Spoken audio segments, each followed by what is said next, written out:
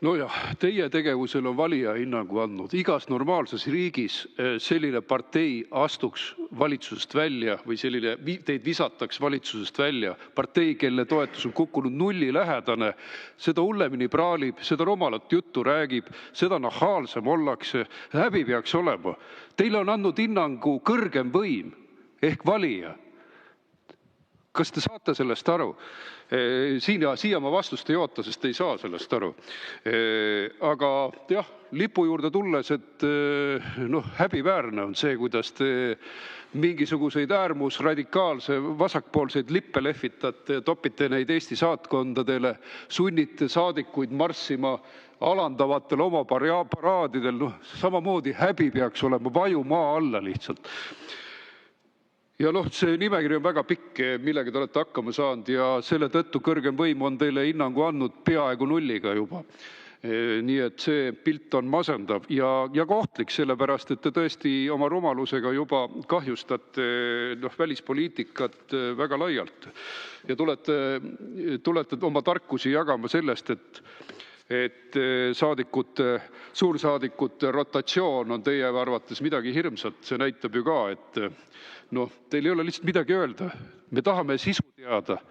Te lihtsalt kolmveerand aega praalite sellel ametipostil, sellel väärikal kohal, kus peaks olema väärikas inimene ja väärikas vastus. Ei, meil on juba 0,5% partei praalimine seal. Nüüd läheme siis asja juurde, põhilise asja juurde. Ehk USA poliitika rõhutab oma uues julgeolekustrateegias vaba sõna olulisust ja liitlassuhteid ja vaba sõna suhet. Aga teie oma erakonnaga tõite lauale jälle vihakõne seaduse, et kuidas see kokku läheb? Seletage mulle meie USA suhete puhul. Aitäh! Ma tahaks selle Kasahstani teema juurde tulla. Ja nagu ma olen öelnud, küsimus on meie välispoliitika professionaalsuses. Avalikkusele on ikkagi ja minul isiklikult ka mõnevõrra selgusetuks jäänud, mis siis ikkagi täpselt toimus. On toimunud siin mingisugused süüdistamised, president on mingisuguse imeliku postituse teinud ja teie, lugupeetud välisminister, olete öelnud, et Eestil on ainult üks välispoliitika. Üks välispoliitika võib olla, aga see üks välispoliitika ei pea olema loll välispoliitika, see võib ka niimoodi öelda. Ja igal juhul selle ühe välispoliitika taga ei saa olla olukorda, kus diplomaadid ei saa rääkida ausalt eelarvamusteta, missugune on nende nägemus asukohamaal toimuvast, missugune on selle mõju konkreetselt, kui keegi tuleb visiidile, selle visiidi tulemustele ja kõik muu seesugune.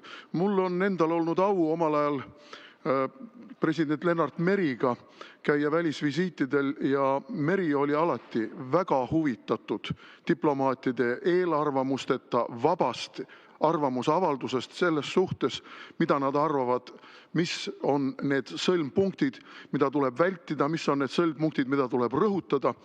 Aga Meri tegi alati nii, nagu tema lõppkokkuvõttes tahtis. Ja kui oli väga keeruline olukord, siis lahendas ta selle lihtsalt teatud nii-öelda charm offensive'iga ehk sarmirünnakuga, jättes teravad teemad sisuliselt puudutamata. Aga Meri, nagu me teame, oli ka välispoliitikas professionaal. Praegu ei saa aru. Nagu palli lükatakse kolmnurgas, president lükkab välisministeeriumi peale, välisministeerium lükkab suursaadiku peale, suursaadik on vait. Minu küsimus on praegu ikkagi selline, et kas te ei arva, et selle skandaali laiali laotamine on Eesti välispoliitika tõsiselt võetavusele tõsiselt kahjuks tulnud? Ja kas te ei arva, et niisugune laiali laotamine lõppkokkuvõttes suukorvistab diplomaate ja mõjub ka sedapidi meie professionaalsele välispoliitikale halvasti? Aitäh! Aitäh! Ma lükkan ümber need valeväited. Esiteks, mind ei kutsutud Moskvast tagasi.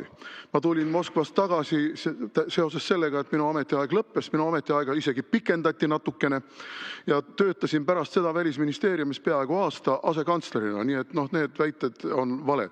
Ma lükkan ümber ka selle, et ma olen justkui öelnud, et mul on ükskõik, missugune lipp lehvib Pika Hermanni tornis. Mul on tunne, et teil on ükskõik. Teie võiks seal väga edukalt lehvida vikerkaare lipp.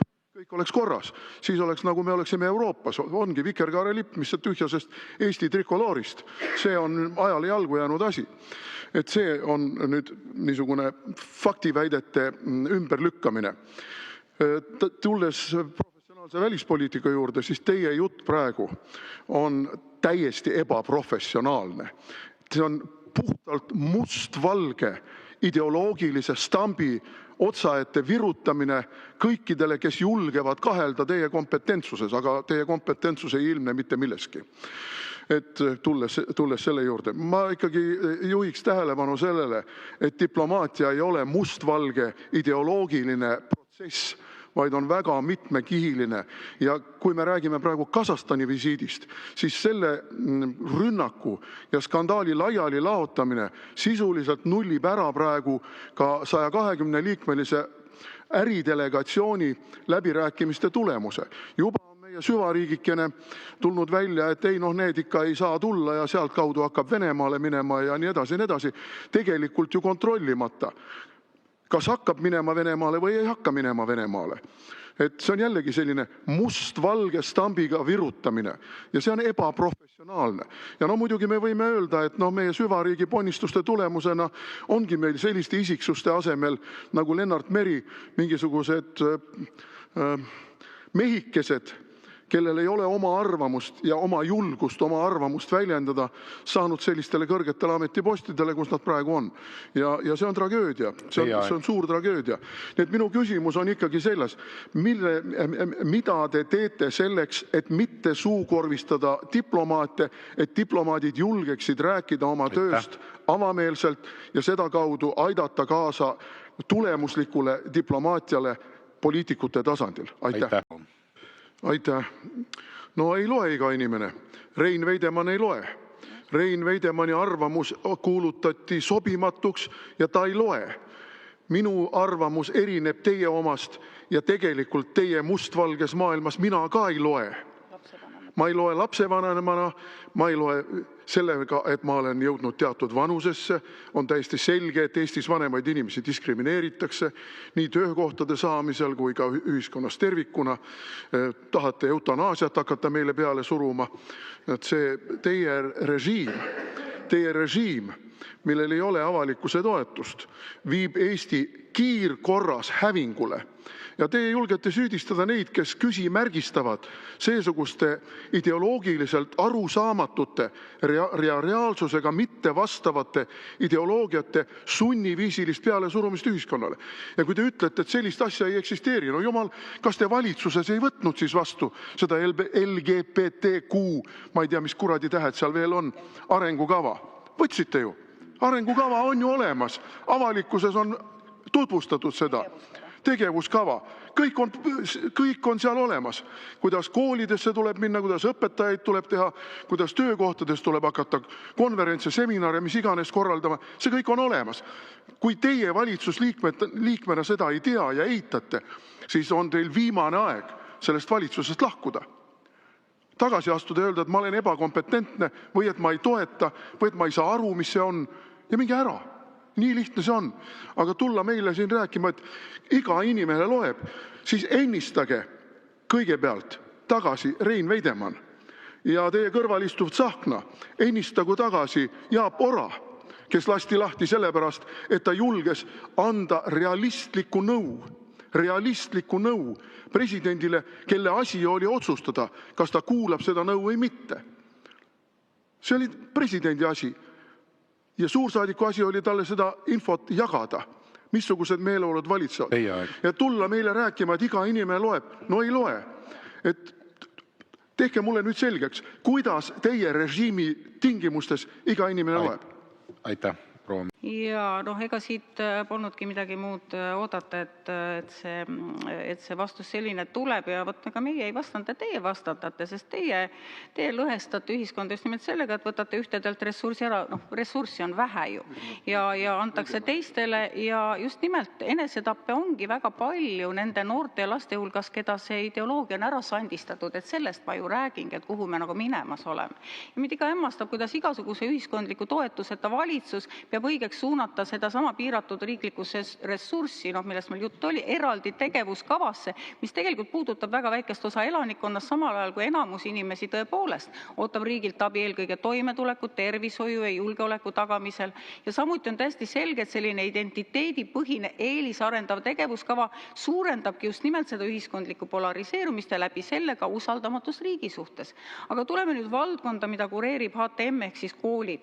Miks peab riik looma eraldi ideoloogilise tegevuskava ja viima selle muuhulgas koolidesse olukorras, kus õpetajate koormus on niigi üle mõistuse suur, õpetajate puudus epideemiline ja eestikeelsele õppele üleminek on niigi kogu koolisüsteemi tõsise pinge alla pannud? Miks paneb riik sellises olukorras koolidele ja õpetajatele täiendava ideoloogilise koormuse, selle asemel, et keskenduda hariduse põhifunktsioonile, õpetamisele ja hariduse kvaliteedile? Ja siis veel üks väga oluline küsimus tegelikult, kuidas tagatakse laste vanematele reaalne õigus otsustada ja sekkuda, kui nad ei pea õigeks maailmavaatelise või ideoloogiliste teemade käsitlemist oma laste hariduses? Kuidas saavad need lapsevanemad, kes ka meil siin Eestis jagavad USA presidendi seisukohta, et on ainult kaks sugu, mees ja naine, tagada, et nende lastele ei õpetataks koolis midagi muud?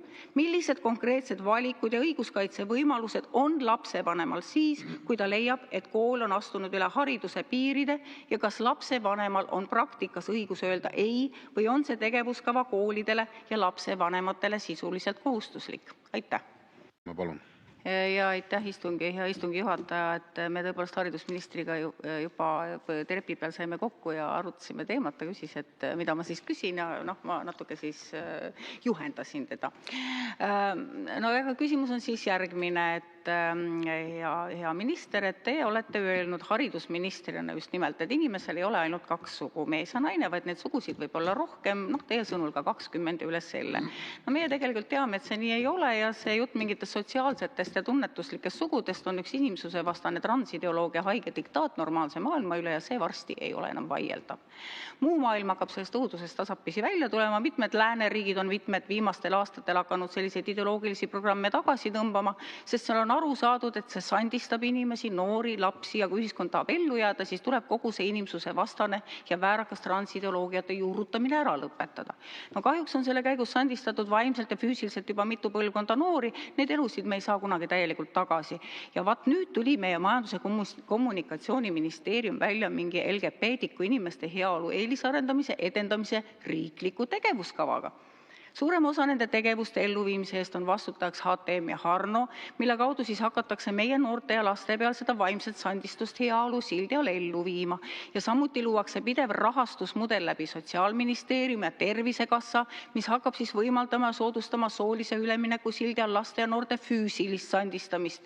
Ja siis veel hakatakse sundkoolitama ametnikke, et nad peaksid LGBT-tiku inimestele pakkuma parimaid tingimusi igal pool üle välja. No kas meil tõesti millegi muuga siin riigis tegeleda ei ole kui haigete ideoloogiate ühiskonnale peale surumisega ja ajal kui pered, puuetega inimesed, haiged, vanurid ja ka täiesti tavalised tööinimesed, kes teie olematu toetusega valitsuse tegevust rahastavad, kannatavad toimetuleku raskuste all.